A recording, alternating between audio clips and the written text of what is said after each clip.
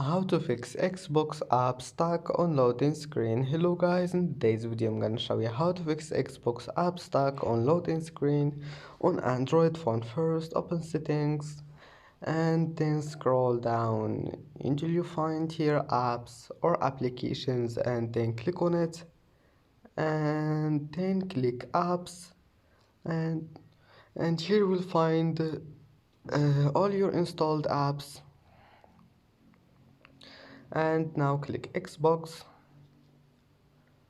and first click for stop and go to storage, clear cache, and now your problem will be fixed. And if that doesn't fix your problem, just go back here and go to permissions and then allow all of those permissions here and go to data usage and allow all of those. And that's it for today's video. Don't forget like and see you in the next video.